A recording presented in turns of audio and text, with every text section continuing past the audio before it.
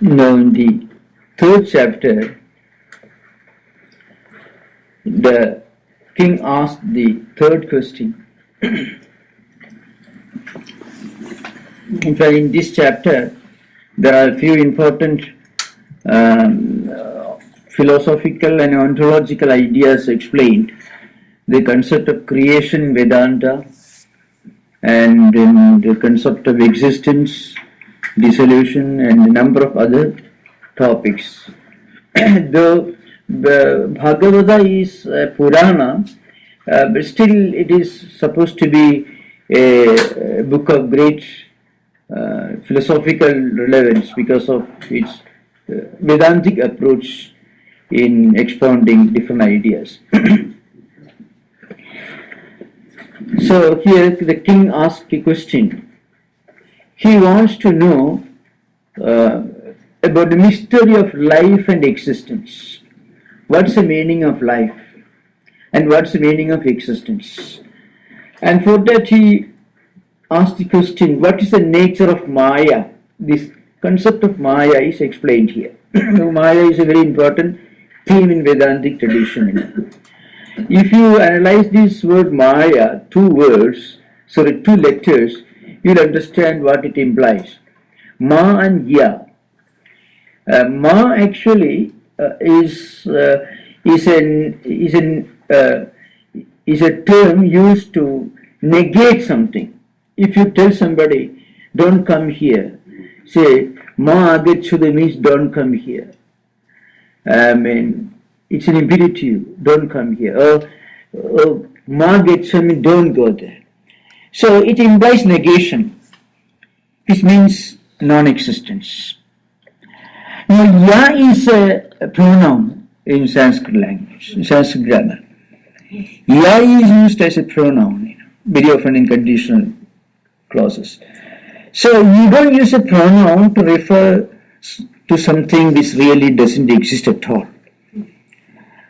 And you don't use the word, the term Ma with regard to something, in relation to something which really exists. So that is the philosophical import of this particular term. So Ma implies non-existence, Ya implies existence. Ma cannot be used in relation to something which exists because it is negation. And Ya implies something which exists for all practical purposes. Because you use the word this, that, etc. in relation to something that we can see or hear, etc. Now, in other words, Maya is neither existence nor non-existence, or it is both existence and non-existence. Both can be used. So Maya is that which really doesn't exist. So it is not absolute reality. Maya is not an absolute reality. So it is not existence in the absolute sense. But then it is not non-existence in the absolute sense. Because you use the word Ya pronoun. So it means something which exists from the common sense point of view, from the relative point of view.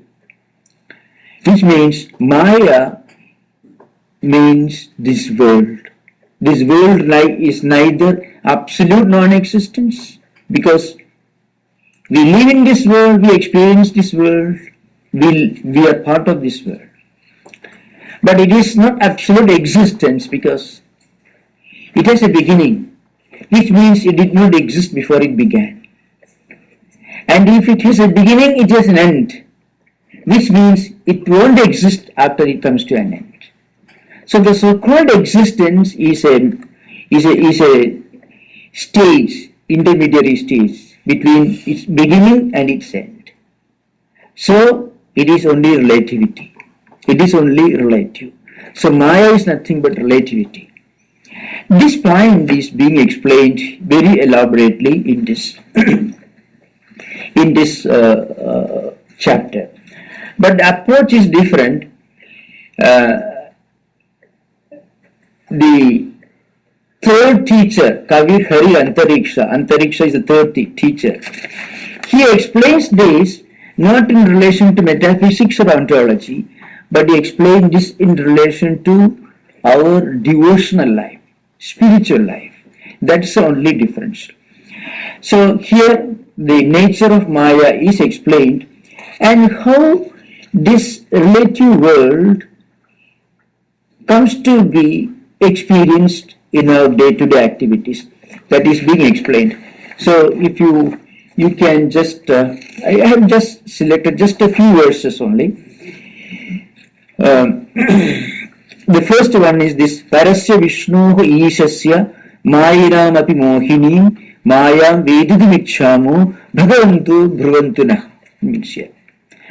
If you have got the verse before you, Parasya Ishasya Vishnoho Mayinam api Mohinim Mayam Vedidimichama. So now I rather not we. I want to know what exactly is the nature of Maya. Because Maya is explained in Vedanta as the tool, as the instrument which God uses to project this relative world. That is the function of Maya. So that is being explained. Now you can come to the 5th and 6th verses in the subsequent verses. So here, Gunay Gunan Sabhujjana Atma Pradyotidai Prabhu Manyamana Idam Srishtam Atmana Mihasajjati Karmani Karmabhikurvan Sanimittani Dekhabhud Tattat Karmaphalam Grinhan Brahmadiha Sukhetaram. And again before that, Evam Srishtani Bhutani, that's 4th verse. Evam Srishtani Bhutani Pravishta Panchadhatu Bhihi Ekatha Dasadhatmanam Vibhajan Jushade Gunan. Now, here the third sage explains the absolute reality, Atman of Brahman, endures this mechanism. This mechanism means this human body or any living body. And living body has got three dimensions rather, 3 levels of existence. First one is the visible body. It is called Sthula Sharira, gross body. See 5 senses of perception, eyes, ears, tongue, and so on. And 5 senses of action, leg, hands, feet, and so on. So these are the 5 senses of perception, 5 senses of action. And then we have got 5 elements of which this body is created. So total 15. And mind and intellect, 17. These 3 constitute something other than the physical body. See, mind we can't see. Intellect also we can't see. So, there is first of all this physical body that everyone can see. This gross body, the grossest dimension of human entity. Then there is the subtle body. And the subtle body consists of 17 factors I have already explained. The 5 senses of perception, 5 senses of action, 5 elements, plus mind and intellect. These are the 17 elements. Now, as I said this morning, there are certain inherent human characteristics which we all display. We can't behave in any other manner. Suppose you find yourself in a room surrounded by a number of books dealing with different topics. Nobody knows what we are doing. What book do we choose to read? What is the subject that our natural instinct takes us to or makes us interested in? That is our natural characteristic from a psychological point of view. What are the things in which we show a natural, inherent, instinctive interest? You are not a student studying in a school or university, where there are certain compulsions, academic responsibilities. But here you are reading something, or you are dealing with a subject in which you have full freedom either to study, to accept or reject. Or what are those instinctive activities in which we naturally get involved without any compulsion, without any responsibilities, or without any prompting? That should show you where you are interested in. Now, these characteristics are coming not from this life. Some of them may be related to this life. So many of them are coming from the previous life experiences. Now, whatever you have done in the past, not only in the last life, in any life, all these actions will leave a residue somewhere. And it is a compartment of the mind, or antakarana as we call it, internal organs. Technically it is called chittam, It's a department of mind, a compartment of mind. Actually, antakarana has got 4 compartments. Mind that speculates, that is mana, buddhi, intellect that decides, ego mechanism which identifies, and the memory system or chittam which accumulates the residual impressions of previous actions. Now, whatever we have done in the past, these impressions and these tendencies remain in subtle form, not in visible form, in subtle form in the chittam, or let us say mind. That's a simple way to put it. Technical terms I should try to avoid. Now, whenever we have an opportunity to come in contact with identical experiences in this life, what happens? These impressions and tendencies come to the surface, and they make us connect with the corresponding experiences which present themselves to us in this life. That's why if there is a talk going on Vedanta or some spiritual topics, there will be nothing entertaining about it. For those who are not interested, it's a terrible bore. But some people take deep interest in these things. They can't help it. There are much more entertaining things going all around, but they won't go there. That's because sometime in the past, these memories are stored in the chittam. So when you read a newspaper, there is a program going on somewhere, suddenly you decide to go there. Because those memories come to the surface, and then they make us connect with the corresponding identical experiences which are available to us right in front of us. So they connect. Which means there is a continuity.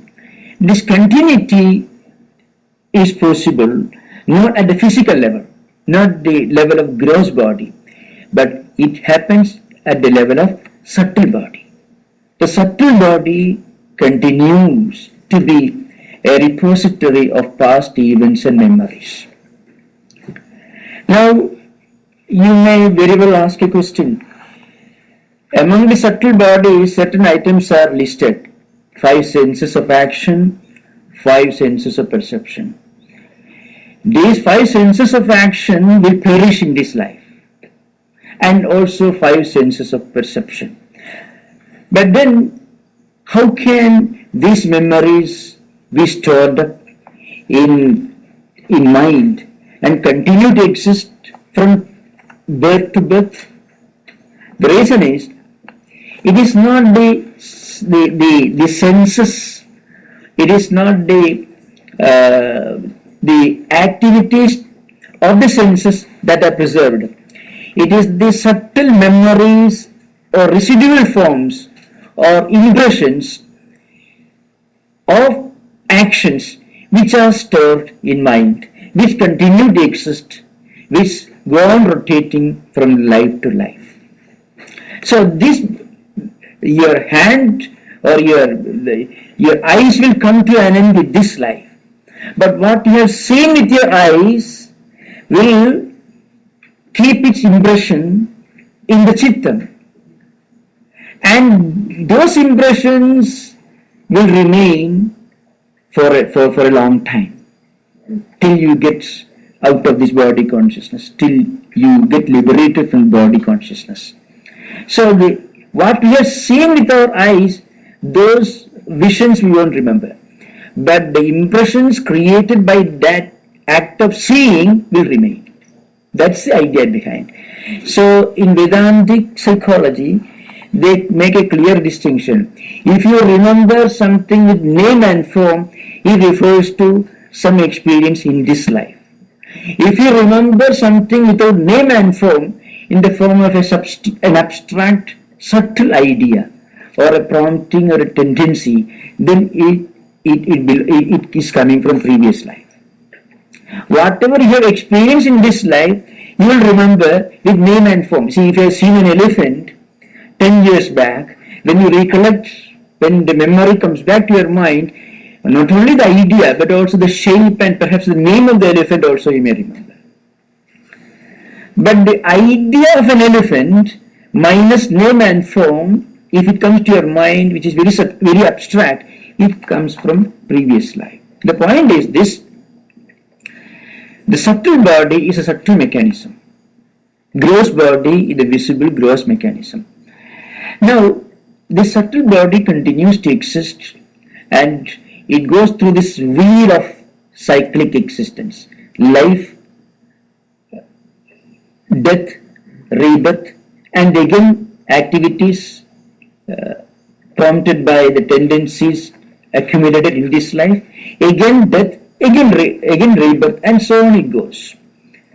Gross body comes to an end. Now there is a fundamental cause for this rotation that is called karanasarya, it is called avidya, ignorance. Ignorance. What is ignorance? Ignorance of the fact that we are not this body. This we forget. We are ignorant of the fact of the truth that we are not these bodies, and we identify ourselves with this body. We are ignorant of the fact that we are the Atman, which is beyond body, which is beyond senses, beyond mind, beyond intellect, etc. So the fact that we are Atman is forgotten, and then the wrong notion that we are this body is projected. So this is the cause of this rotating wheel of samsara, we call it. Now the fundamental cause, as I said, is avidya or ignorance. This avidya is a dimension of Maya. If you ask the question, how Maya comes into existence, the answer is Maya doesn't come into existence. But then while you talk about it, the point is Maya is very much felt as a fact of our experience till we realize that Maya doesn't exist. We realize that Maya is something which really does not exist only when we realize that Brahman is only reality. Till we realize that Brahman is only reality, we think the relative world is only reality. Mean Maya is only reality. So a man of or a person of spiritual wisdom, a highly evolved soul, a liberated soul, looks at this world, he sees only Brahman or Atman or consciousness. But a person ignorant of this looks at the world, he sees only the world, doesn't see Atman. That's the only point of view. This idea is explained here from another angle. So, Srishti is explained. What is Srishti? Srishti in Vedantic concept means projection, not creation. When you use the word creation, it implies a coming into existence of something They did not exist earlier. But in reality, this visible world, name and form, all these are in fact, in reality, Atman itself. But because we associate this Atman with all these names and forms and plurality, we are able to see only the world and we are not able to see the Atman behind. A jnani may look at this world, stare at this world, and he will be seeing only Atman. An ignorant person looks at the world, he will see only this world, not Atman. So that's the basic difference. Now, how Vedanta explains this? Vedanta can easily tell you, well, this world really doesn't exist, it's only relativity, but people won't understand. So Vedanta comes down to the level of a common person, of an ordinary person, and ask him, you look around, see this visible world, what is its true nature? Vedanta asks you to look around, keep your eyes open and see the effect, see this world, and then analyze the nature of this world. And then when the spiritual seeker really understands this world, he understands that this world is only relativity. And then he realizes that Brahman is only world. I shall explain this in the light of an analogy which is used in Vedantic tradition. That will make things clear. Those who have been listening to Upanishad classes must have heard this at least 50, 60 times. For them it may be a repetition, but this point is very important. See, the famous analogy is the analogy of a rope and a snake. So there is a room which is not well lit. It's not pitch dark, but it is not well lit either. And there is an object lying on the floor which resembles a snake or maybe a stick, a curved stick, or a crack on the floor, or maybe a thin stream of water. According to your own tendencies, you may mistake that object for various things. When you bring light, what happens? You understand it is only a piece of rope. Now, what you saw previously as the snake is now recognized to be the rope. Not the rope and snake. What you mistook to be the snake is now recognized to be the rope. So, what happened to the snake? If you ask the question, the snake didn't go away anywhere because the snake didn't come there in the first place. But the snake was only a misunderstanding, a mistake of view. Okay, now if you ask the question, when was this world created? It is like asking the question, when did the snake come to the room? The snake came only when your mind projected the snake there. Instead of rope, you saw the snake. And then when you brought the light, that means when you realized the supreme truth, you understood that what you mistook to be the snake is really a piece of rope. Similarly, in Vedanta, our spiritual realization is just a kind of self-discovery. It is not gaining a new knowledge. It is only removal of wrong notions that we normally entertain with regard to what we are. When you bring the light, the person who thought it is a snake, his understanding is clear. He now realizes that it is rope. And another person must have mistaken it for a crack on the floor. He realizes that it is a rope. So crack on the floor, snake, all these things never existed because they never vanished. Similarly, the world in reality is nothing but relativity. You mistake this world to be real so long as you are not aware of the reality that Brahman is only reality. So, what is creation? creation is ultimately a projection. In Vedantic tradition, the manifestation of the subtle in gross dimension is creation. Remaining in that status is preservation, and the return of the gross to its subtle form is dissolution. That's what the word, that's the only way we can explain the word. If you ask the question, where was this world before Big Bang? This world must have existed maybe in another condition before Big Bang. And again, after some time, the world, after some millions of years, if this world gets dissolved, it will certainly exist in another dimension. Dimension changes. That means there is no such thing as a creation or the coming into existence of something altogether new. It is a Vedantic concept. All these ideas are explained in this chapter. But from the devotee's point of view, the great sage says that God, Atman, endures the entire creation and becomes the immanent principle. And there is that immanent principle residing in everything in this world, the Atman.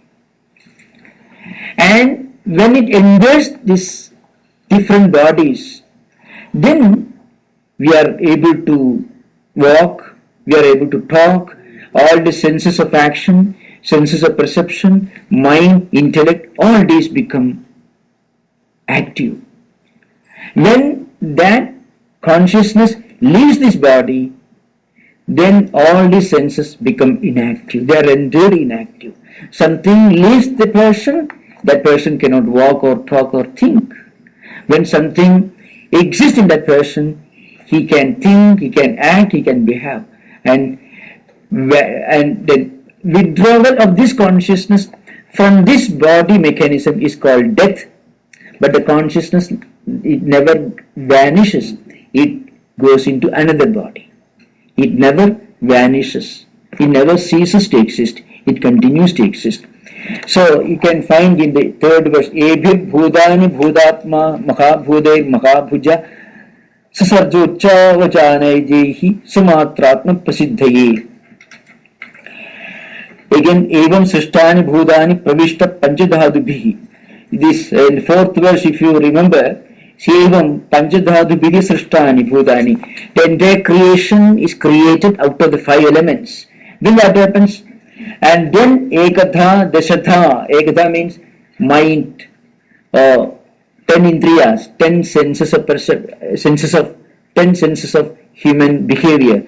That is 5 senses of action, 5 senses of perception. Mind. So all these different entities in human body suddenly become active. They start interacting with the external world when this consciousness enters this body mechanism. This gross body suddenly becomes active when the consciousness Atman enters. The Pravishtaha means having entered. So when this consciousness or Atman enters the body mechanism, all senses of action and senses of perception become active. How do they act? Depending upon the memories and tendencies and impressions gathered in previous life. How our eyes function depends upon our culture, our character. But the eyes are there, that's common for everyone.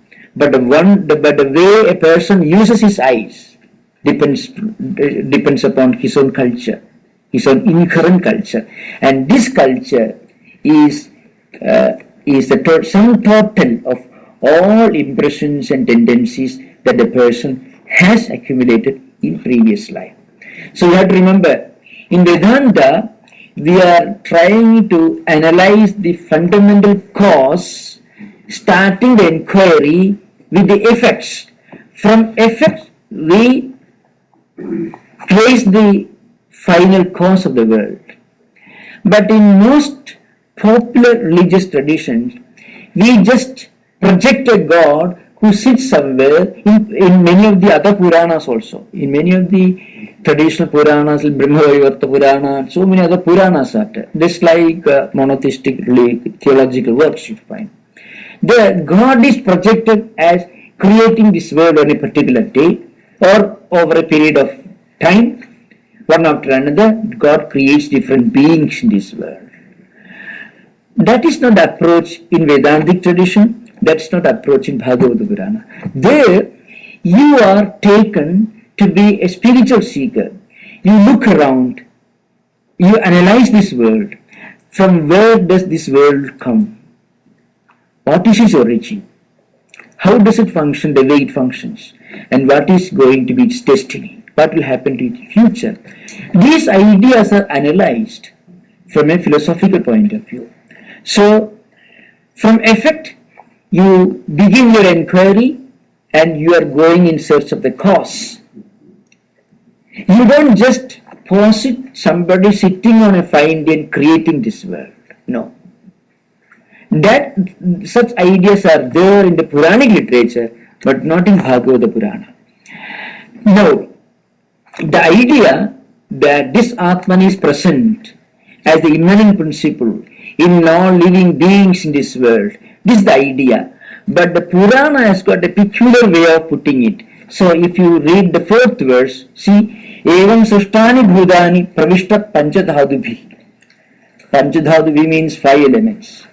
So all these things are created and then Atman endures, God endures these elements.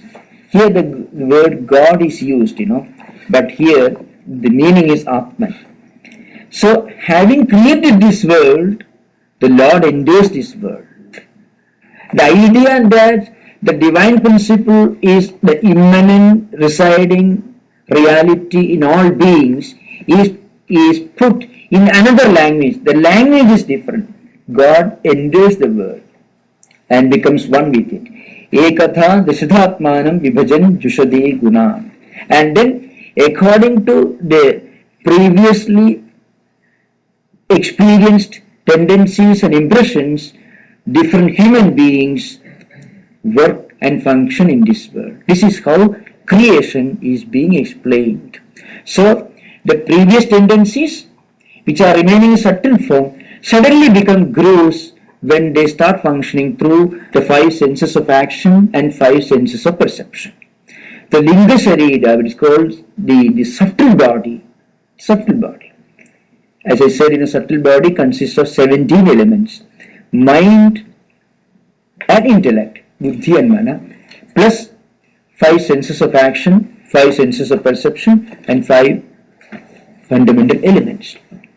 So, these subtle bodies, they retain their previously acquired tendencies and impressions, and these impressions and tendencies start re-experiencing, reliving in the present body. So in the 6th verse you find this mystery of creation is being explained further. We will come to another subject after this. Karmani karmabhi kurvan sanimittani dekhabhrit tattat karmabhalam grinhan brahmadeka sukhetaram. This means here. So see the 6th verse. Karmani karmabhi kurvan sanimittani dekhabhrit. Dekhabhrit means somebody who is bearing this body. Tattat karmabhalam grinhan brahmadeka sukhetaram. So having acquired all these tendencies, impressions and characteristics of the last several lives, we are born in this world, we are endowed with senses of action, senses of perception, mind, intellect, everything. How do we function? The way we function is determined by the tendencies, inherent tendencies and impressions that remain accumulated in the mind. Accordingly we act. That is the idea behind.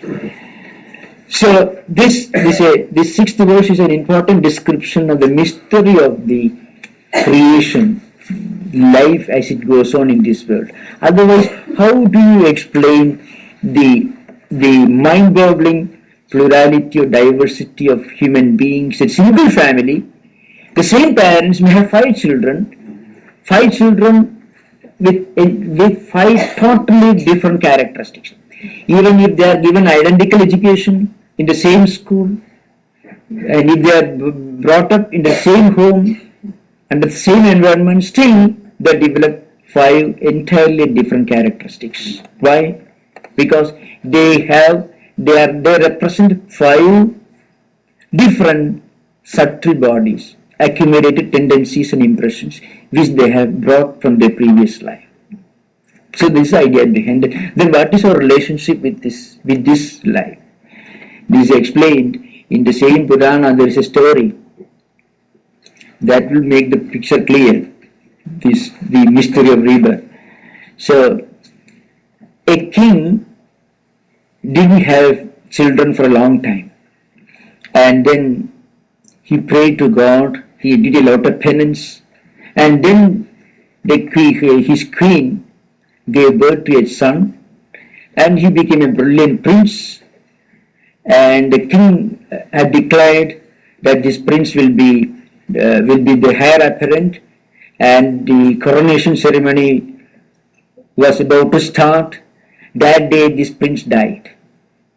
So it was a terrible blow to the royal couple and also all the courtiers and the whole kingdom. So they were crying and weeping, the parents. At that time a great sage, one of the sages like Narada, came there, and he told his royal parents, see, why do you worry? You have studied Vedanta. Intellectual study won't help you, because the intellectual level mind is somewhere else. So they were crying and weeping. So they could not be consoled. And then, well, I shall just show you what it is. And he brought the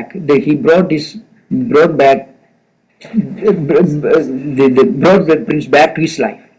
So he had some occult spiritual powers and sprinkled some water, and the prince came alive. As he was in deep sleep, he suddenly got up. So then the great sage told him, look here, your parents are crying and weeping, your relations are crying and weeping, why don't you console them? Then the prince asked, which parents? I have thousands of parents lining up in previous life. So who are you talking about? Who are these? To which birth do they belong? So that was a terrible blow to the parents who were crying and weeping. The same son, the prince, suddenly gets up and says, I don't recognize them. Then they understood Narada was speaking sense, and they were consoled. This story behind. So this is the reality. So the senses, the impressions, all these are continuing in the rotation.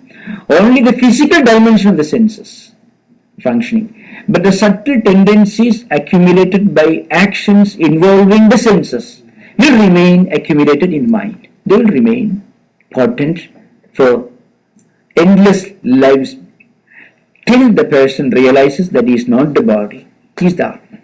This is the idea behind. This being explained here in the 6th verse.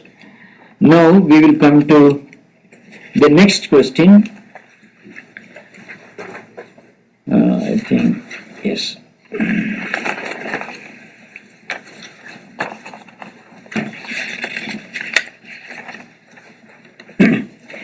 Next question is you can look at the 17th verse of 3rd chapter.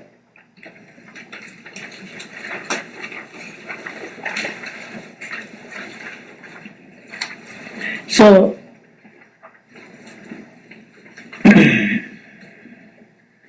Antariksha, the third sage, gave a brief description of the mystery of existence and life. Now, the king asked another question. How can one transcend this Maya? How can one get out of this cycle of life, death and rebirth? When does this cycle come to an end? This is the question. Now, before going further, I shall explain this because we may not have enough time. There are two approaches here. One approach is from the standpoint of devotional philosophy. The other is from the standpoint of Vedantic philosophy. From the standpoint of devotional philosophy, if a sincere spiritual seeker surrenders himself completely to God, that very second he comes out of this cycle of samsara, cycle of life, death and rebirth. The example, classic example is Girishchandra Ghosh himself, whom we referred to this morning. Now, if a spiritual seeker completely surrenders himself to God, and if the surrender is sincere, that very moment he gets out of the shackles of cyclic existence, means life, death and rebirth. And there are 6 important characteristics of this complete self-surrender. They are not explained in this text, of course they are hinted at, but it was philosophically developed by a great philosopher of Vaishnavite philosophical tradition, the qualified non-dualist Acharya. So he says there are 6 characteristics which are very important in this philosophy of self-surrender. The one, that the seeker or devotee should be fully established in positive tendencies and impressions. It means his mind and intellect should be filled with ideas helpful to spiritual life, conducive to spiritual life. He should deliberately, consciously work to feed his mind with spiritually elevating ideas, theistic ideas. And simultaneously, he should try to avoid all negative ideas, ideas which may create confusion, which may shake his faith in God or faith in spiritual tradition. The first one is called in Sanskrit Anugulyasya Sankalpaha. The second one is Pratikulyasya Varjana. The first one, a person, a spiritual seeker, should be fully established in ideas and concepts which are helpful in spiritual life. And simultaneously, he must work to avoid all negative tendencies. Then, he must have a strong conviction that God will protect him. That is a third condition. The fourth one is, he must look upon God as the sole protector. The fifth one is, he must surrender himself and his whole life completely at the feet of God without any second thought. Sixth one, he should have a kind of total detachment towards his bodily comforts, towards his physical comforts, and all these which stand in the way of spiritual life. Those who are interested, the verse is this: Anugulyasya Sankalpaha, Pratikulyasya Varjanam, Rakshasiridi Vishwasaha, Goptrutta Varanam Tatha, Atmaniksheva Karpanne, Sadvidha Saranagati. Saranagati means total self-surrender. In fact, even in Christian tradition, the idea of confession and the concept of God, Jesus purging the sins of mankind was actually based on this idea. If you study this Sharanagati, Prabhati tradition, Vedanta, and then study those books, then only you can see the striking parallel, similarity.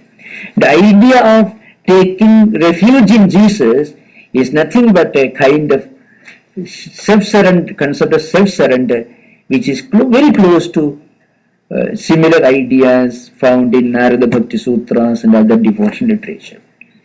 Because what happens when you place yourself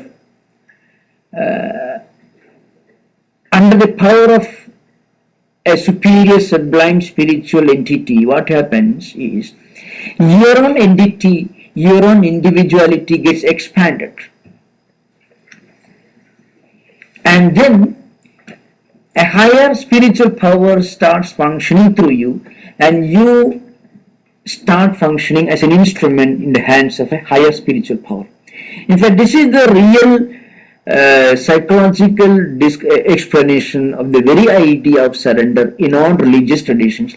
The difference is, in Vedantic tradition, in Vedantic devotional tradition, this science has been developed and expounded by countless numbers of great philosophers and sages, but in other traditions, perhaps it was not so maybe systematically developed. That could be the reason.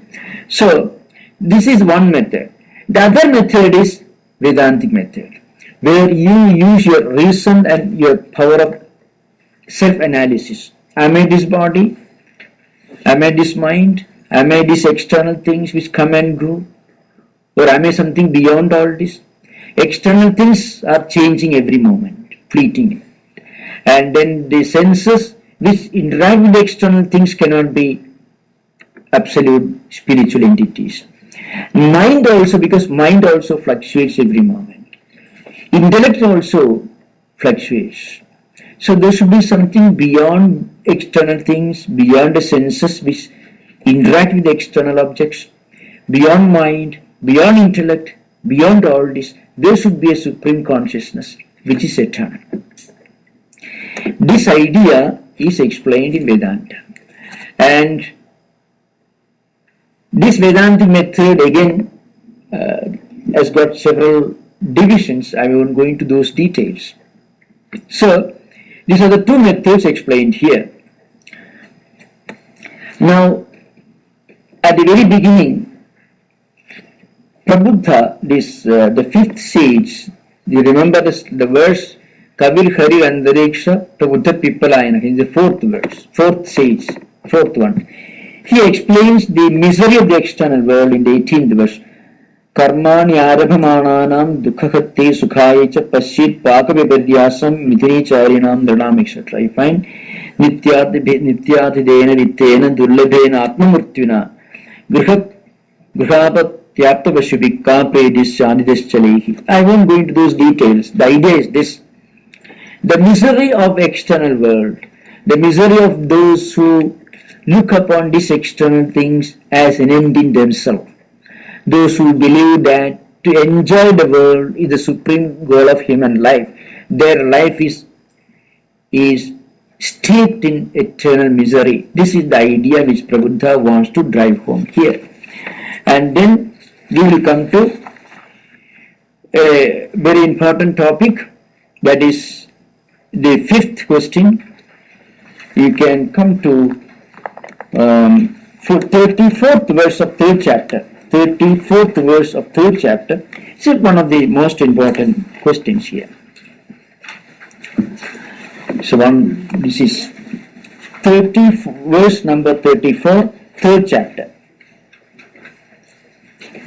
Here, the king is asking some very important questions from a Vedantic perspective. What is the nature of Brahman? So you can see what all questions he asked.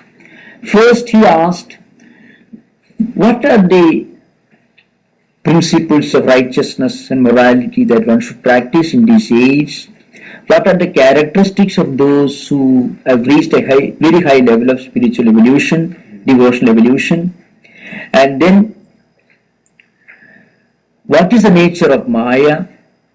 And then, how to transcend Maya? Such questions have been asked and the subjects discussed elaborately. Now, fifth question.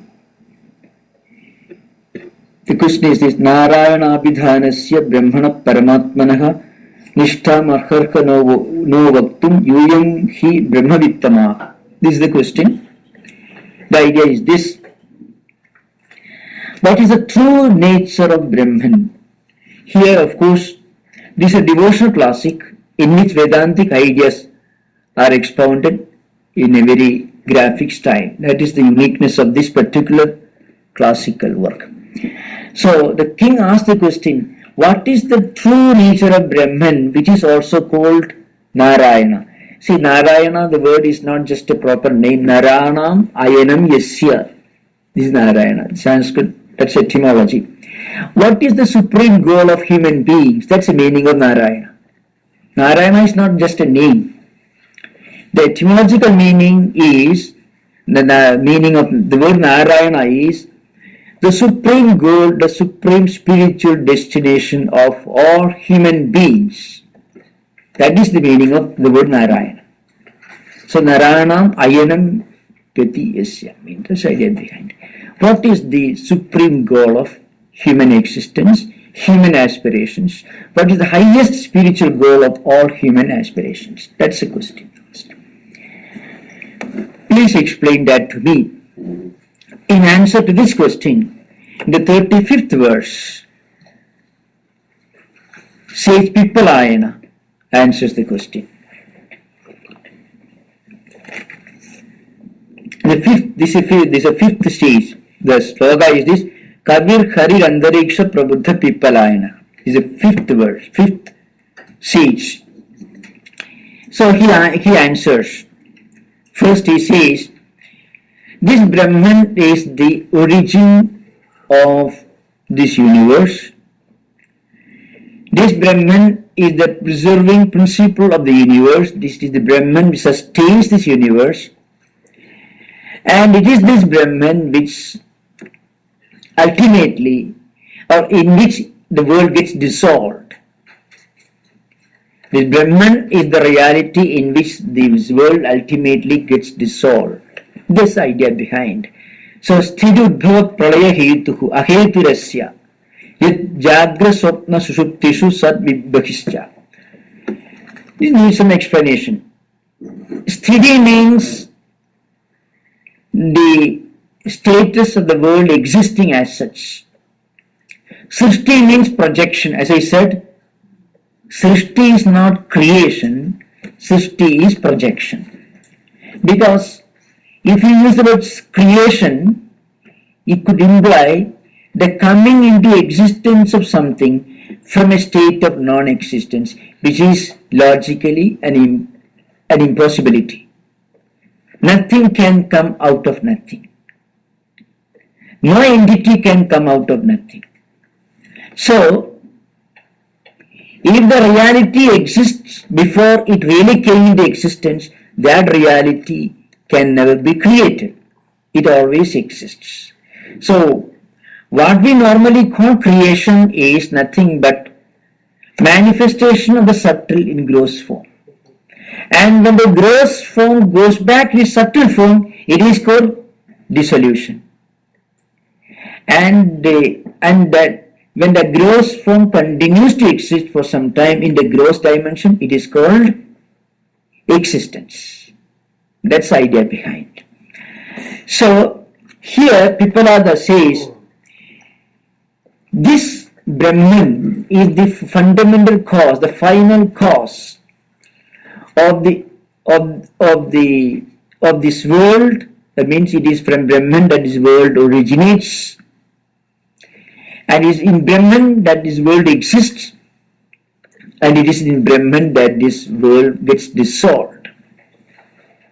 So the world, you can say, has got a cause. In the sense, Brahman is the cause. But Brahman has no cause. It is uncaused cause. So that word is aheturasya. See, hetu ahetu means the world has got a cause because it is caused by Brahman. It originates from Brahman. It exists in Brahman. But Brahman itself doesn't have a cause. If you say Brahman is caused by something, then that cause should be defined the absolute reality, not Brahman. So the sage says this Brahman is the hetu, means the fundamental, the final cause of origination, existence and dissolution of the universe. Well, how do you explain? Suppose you want to manufacture some pots and pans from clay. Just think of it. What you call pots and pans is nothing but clay plus name and form. Otherwise, it is clay only. See, when the pot maker turns the clay, or a goldsmith, when a goldsmith turns gold into ornaments, what really happens? He just adds two things to gold. One is name, the other is form. It has got a form, so it has to be distinguished from other forms. So you call it ring, necklace, or whatever it is. So it has got a form, therefore it needs a name. But actually it is gold only. Before the goldsmith manufactured these ornaments, it was gold. And when he melts it, then also it is gold. So when you are wearing it in your neck, then also it is gold. But you cannot wear a chunk or piece of gold. So for that you need a form, and because it has got a form which distinguishes it from other forms, it has got a name also. You need a name because you have to distinguish it from other things. So otherwise, there is no distinction between a gold biscuit and also the necklace that you are wearing. Actually, before the goldsmith made these ornaments, it was gold. So, and when he melts it, then also it is gold. And when you are wearing it, then also it is gold only. So where is necklace? Where is ring? It doesn't exist. It exists only because you associate name and form. That's all. Name and form comes and goes. It's not eternal reality. When you melt it, it takes another name, another form, and then it needs another name. So it comes and goes. It changes. So what changes can never be eternally true. In Vedanta, there are three criteria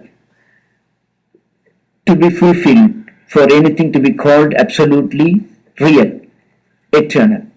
One is that it should be the same in the past, in the present, and in future. There is nothing in this world which is the same in the past, in the present, and in future. The world also. Maybe 13 billion years back, it did not exist. Before Big Bang, it was something else. After Big Crunch, it will be something else. So the world that we see is only maybe a matter of few millions of years. So it is not eternal. Maybe an insect comes into existence for a few minutes. The world exists for a few millions of years. Both are equally unreal. Both are equally relative. Both are equally within Maya. This is a Vedantic perspective. So, your ornament is real as gold, but it is unreal as ornament. So, a pot made of clay is real as clay, but unreal as a pot, because the pot comes and goes, but clay never goes, changes, remains the same.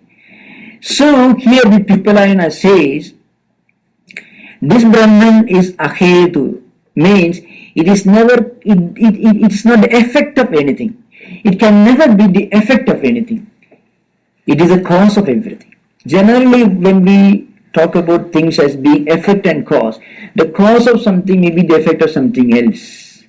And that entity may be the effect of something else. But Brahman is the one reality which never originated because it always existed. And because it never originated, it will never cease to exist. So it always exists. So Pippalada says it is ahetu, uncaused cause. At the same time, it itself is the cause of creation, preservation, and dissolution of everything in this world. That is the, of course, few minutes, then we'll continue tomorrow. Next verse is Yad Swapna Jagara Sushuptishu Sat.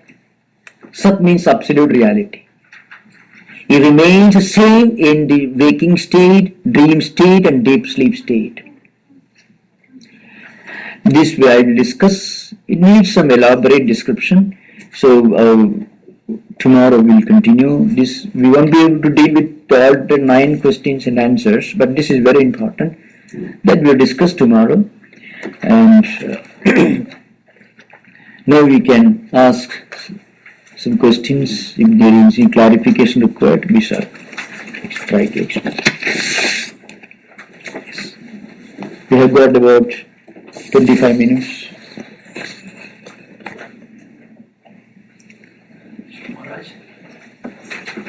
we talked about the past tendencies and experiences. Is this the pure mind that carries, or is the tool or the instrument? Oh yes, I use the mind and intellect. In fact, I shall explain a little more. It is called a set of 4 internal organs. It's called antakaranam. It's called internal organs. Antakaranam. Antakaranam has got 4 departments, 4 components. One is mind. Mind is something which speculates. When you see an object from a distance, you are not sure what it is, then your mind goes on speculating within, whether it's a name of, whether it's a person, human being, or pillar, or whatever it is. When you come near the object, you come to decide. You come to determination as to what that object is. So your buddhi, your intellect functions. When you try to identify yourself as X or Y or Z who has seen the same object the previous week, then your aham or ego identity functions.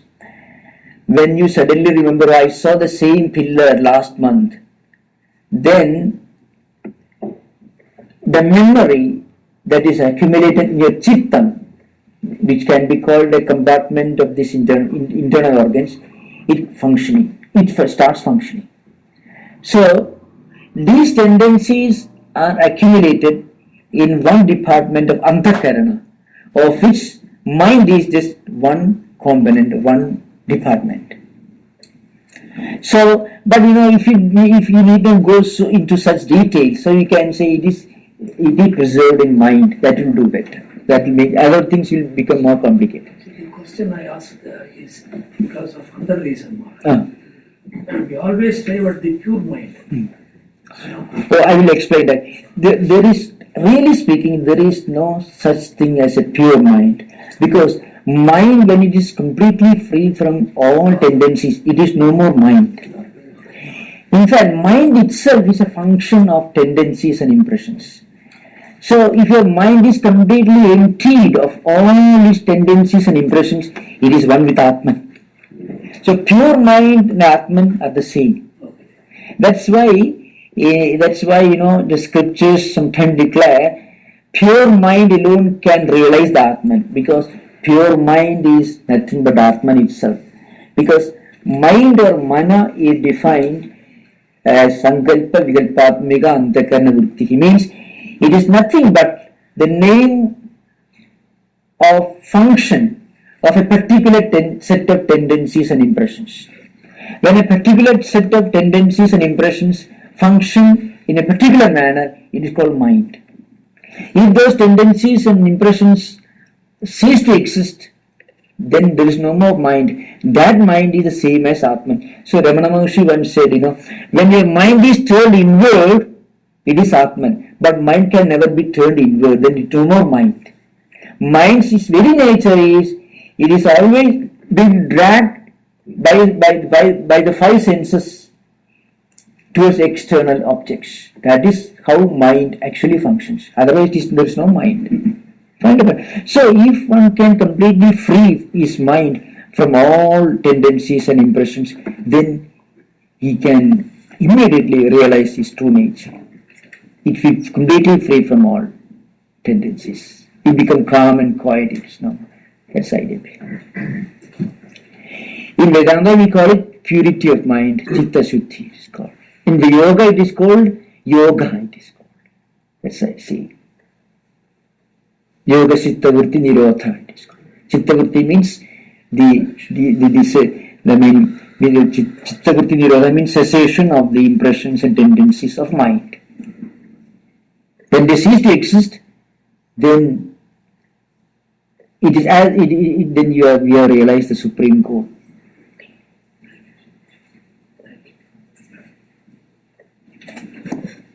Please. So, Swami, if the gold goes back, this bracelet is not really existed, only the gold is fully exists now. What about the idea of the bracelet or the form? Oh yes, if gold alone exists and then the names and forms do not exist, that's a question, is it so? Yeah, so Yes. The form must also be eternal then. Yes. No, that's right, names and forms are only relative. They are not non-existent. They are relative. This is a point, remember. In Vedanta, there are three levels of reality. The absolute non-existent things, which we cannot even conceive of, even intellectually. Then the relative things, which we think of, but the relativity of those relative entities will be realized. The fact that they are not absolute will be realized only when you realize the absolute. So, the idea of name and form does exist at the relative level. So, but from the standpoint of a goldsmith, if you go to a goldsmith and I think you are referring to that, is it so? You are referring to that analogy? Which analogy? The gold and ornaments? Yes. Yes. Now, if you go to a goldsmith, he may not bother much about the different shapes and sizes of the different ornaments that you are going to sell to him. He will judge those things only on the basis of the quality of the gold and the weight of the gold. So far as he is concerned, names and forms do not matter. Similarly, when you transcend names and forms, then you just go beyond them. Names and forms are not absolutely non-existent. They are not absolutely real. They are not absolutely existent, but they are not absolutely non-existent. That's the idea behind. Unless there is the idea of name and form, you cannot superimpose name and form on gold. Right. So they do exist at a relative level. Another example, when I used the analogy of the rope and snake, the snake idea is there. You have seen a snake in the zoo or in the forest. And when you see the rope lying in the semi-lit room, you mistake the rope for the snake.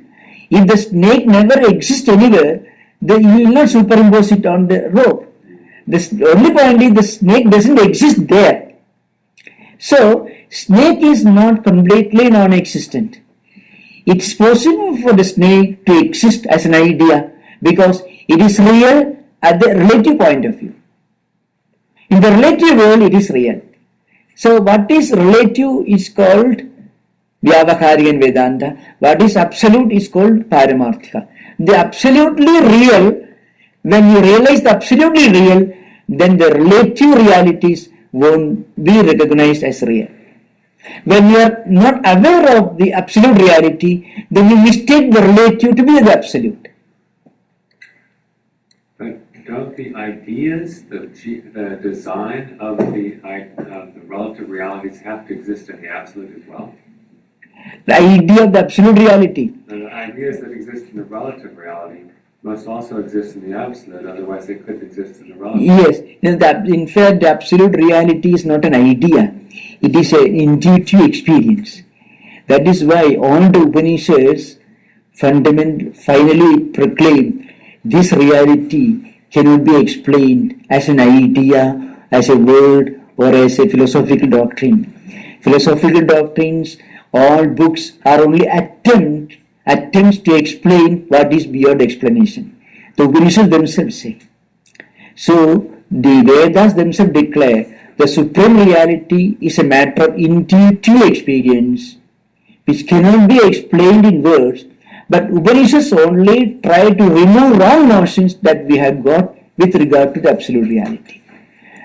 The real idea, the real experience can and should come only by its own.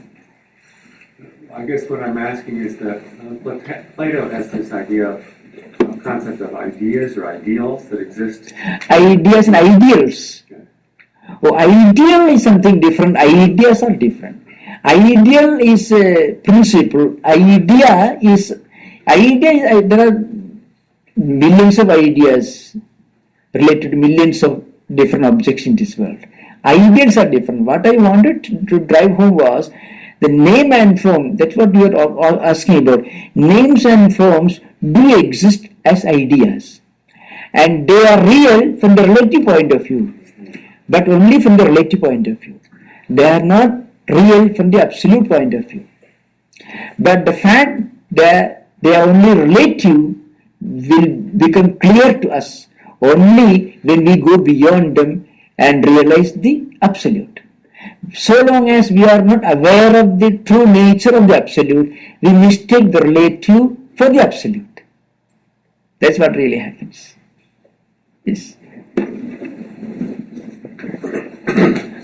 No question, Doctor. So, what happened to the sage, Swami, who was so tortured by his memories and the senses that he put out his eyes? Yes, in fact, in some of the scriptures they say one can divert the five senses of perception and mind towards spiritually elevating activities and ideas that will sublimate these tendencies. These tendencies cannot be neutralized. These tendencies, if there are negative tendencies, harmful, disturbing tendencies and impressions in mind which come to the surface, creating problems, it torments people. Now, what to do? We cannot arbitrarily neutralize them, but their strength and their disturbance can be reduced by accumulating positive tendencies. So that the positive tendencies, when they get accumulated in mind, will reduce the strength, weaken the negative tendencies. That's Patanjali also recommends the same thing, devotional philosophy also.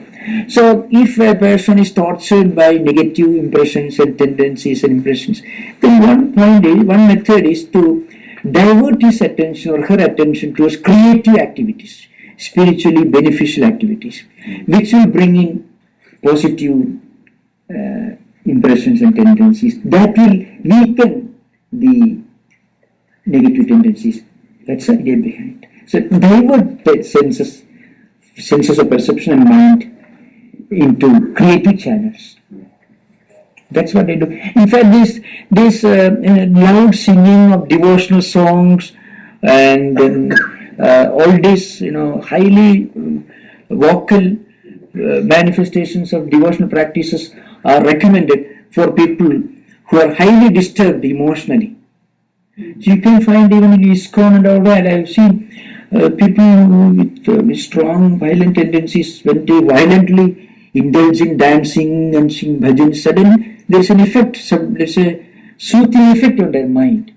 So, but people who are naturally calm and quiet should not indulge in those things. But people who are naturally violent and hyperactive, instead of being hyperactive in the wrong areas, in the undesirable areas, they better divert their energy and attention towards creative things. This kind of dancing or bhajans or writings. Sometimes in psychiatry, people with some ability that encourage to divert their attention and energy into creative channels. Same works here also. Yes, they call it cognitive. Yes. It's the same thing. Yes. Substitute positive ideas for negative ideas. Yes.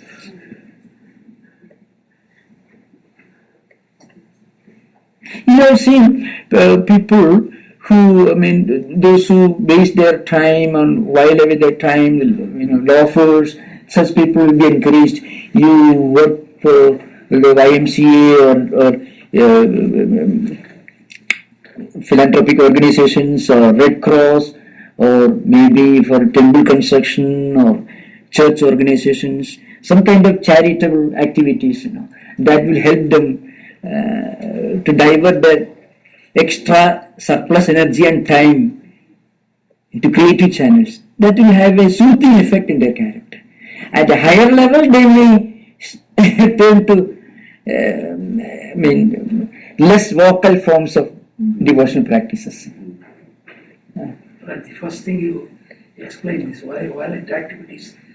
This is being experimented in the jails here. Yes. One Vidyut Chatterjee, Vidyut boss, devotee. He is teaching yoga, meditation Yes. in the prisons. And there is a transformation, and some of them have given up and then they have become good citizens, it appears. Yes.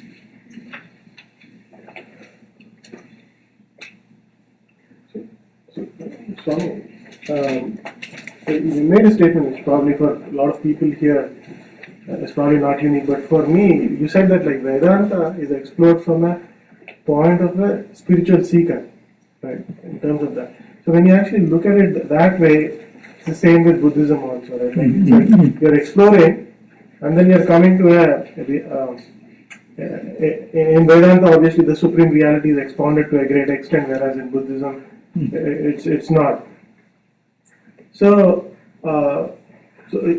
in Buddhist tradition, creation is not explained the way it is done in theistic religions or Puranas. No.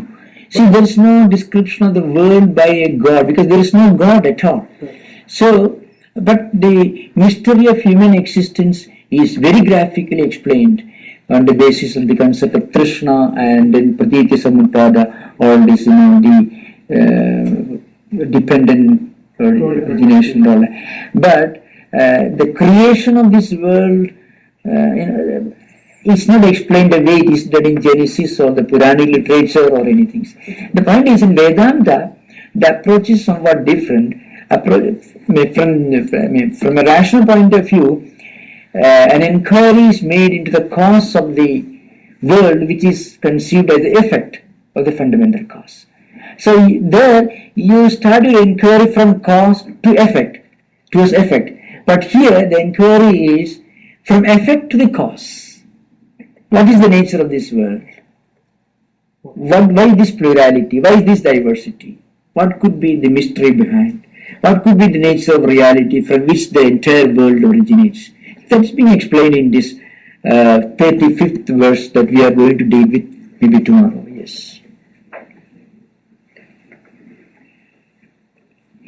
Just a few more minutes, otherwise I will conclude.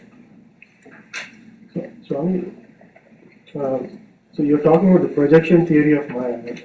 In various other books like Panchadasi or some of the other books, there are other theories of Maya where space, light and causation. Yes, that is there. But the basis is this projection. The world that we see is nothing but the manifestation of the subtle in gross form. That is common everywhere, through Vedantic tradition. And then when the subtle appears in relation to name and form, the world is experienced. So for a great liberated Vedantin, for a liberated soul, he can live in this world or she can live in this world, look at this world, still not see the world, but see Brahman only. That is the idea. Sarvam Khalidam Brahman. These ideas are given in the Upanishad literature. So that's the idea behind. So there is a view, Nama Rupa Drishtya Mithya, Surupa Drishtya Brahman. This world is Brahman itself when you don't see it in association with name and form. When you look at Brahman through the prism of name and form, it is seen to be the world. When you look at the world without the association of name and form, the world itself is recognized to be Brahman itself. That's the idea. That's why Surupa Drishtya Brahma Eva, Nama Rupa Drishtya Mithya. This meaning here. Okay. So now we'll conclude. Om Shanti Shanti Shanti. Hari Om Darshan Sri Ramakrishna.